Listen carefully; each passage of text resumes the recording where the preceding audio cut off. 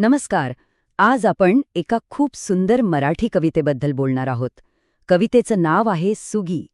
ही कविता म्हणजे ना एका ऋतूचा संपूर्ण प्रवासच आहे. निसर्ग किती भरभरून देतो आणि त्यात किती साधा सोपा आनंद असतो हे आपल्याला यातून कळतं. तर सुरुवातच करूया कवितेच्या नावाने सुगी. बघा, हा शब्द ऐकताच काय डोळ्यासमोर येतं? भरलेली शेतं, पिकांच्या कापणीचा हंगाम, म्हणजे सगळीकडे समृद्धी आणि आनंद. हा एकच शब्द आपल्याला कवितेच्या जगात घेऊन जातो.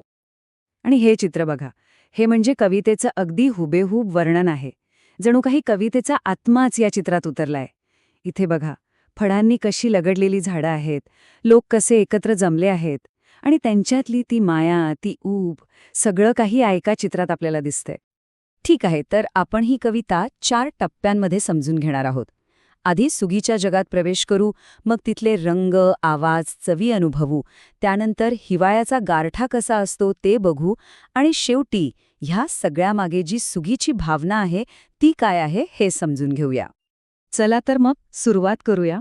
कवितेच्या पहिल्या भागात प्रवेश करूया आणि बघूया निसर्ग आपल्याला काय काय देतोय.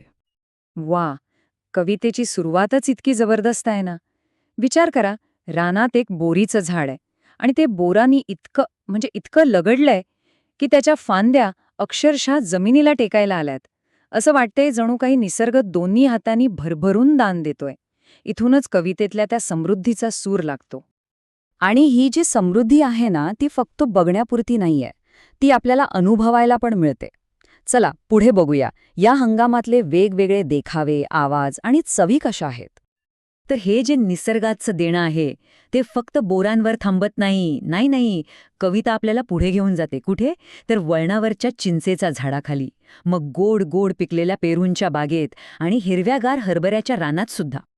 आणि यातली गंमत बघा, चित्रातला प्रत्येक छोटा मोठा तपशील, अगदी हरभऱ्याच्या शेतात बसलेला तो पोपटसुद्धा थेट कवितेतून उचललाय. असं वाटतं की चित्र आणि कविता जणू एकजीव झाले आहेत. आणि मग या चित्रात आवाज येतो, पानांमध्ये लपून पोपट गाणी गातायत. म्हणजे आता हे फक्त चित्र नाही राहिलं, तर एक जिवंत देखावा तयार झालाय. बरं, इतका सगळा हा भरभरून देणारा निसर्ग आहे, पण आता हळूहळू वातावरणात एक बदल जाणवायला लागतो.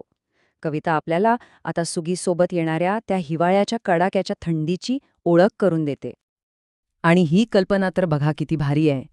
विहिरीतलं पाणी इतकं गार आहे की त्यात हात-पाय बुडवले की ते अक्षरशः काकडून वाकडे होतात, जसं काही गाळठून गेलेत. म्हणजे विचार करा, कवीने एका ओळीत थंडीचा किती अचूक अनुभव दिलाय. आणि इथेच कवितेत एक सुंदर गोष्ट घडते.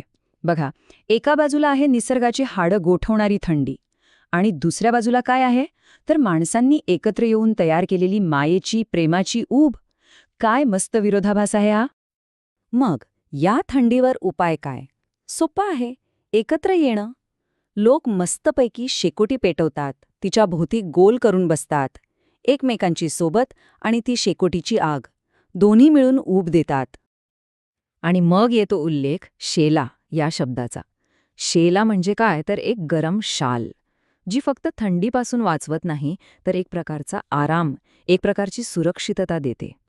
ठीक आहे, तर आपण फळं बघितली, थंडी अनुभवली, पण या सगळ्याच्या मुळाशी काय आहे? या कवितेची खरी भावना काय आहे? चला ते समजून घेऊया, जी या सगळ्या गोष्टींना एकत्र बांधते. तर सुगी म्हणजे फक्त शेतातलं पीक किंवा फळं नाहीत हा. त्याचा खरा अर्थ खूप खोल आहे. तो म्हणजे निसर्ग जे आपल्याला देतो आणि माणसं जी एकत्र येतात यांच्यातलं ते एक सुंदर अतूट नातं. आणि मला वाटतं हाच या कवितेचा आत्मा आहे. तो बॅलन्स, तो समतोल. म्हणजे बघा, एका बाजूला हिवाळ्याचा तो गारठा सहन करायचा आणि त्याचवेळी निसर्गाने दिलेल्या फळाफुलांचा आनंदही घ्यायचा.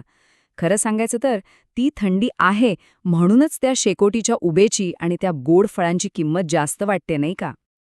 शेवटी ही कविता आपल्याला एका विचारावर आणून सोडते. आपणही विचार करू शकतो की आपल्यासाठी एखाद्या ऋतूची ओळख काय आहे. म्हणजे निसर्गातले आणि आपल्या माणसांसोबतचे असे कोणते छोटे छोटे साधे साधे क्षण असतात जे आपल्यासाठी तो संपूर्ण ऋतू बनून जातात.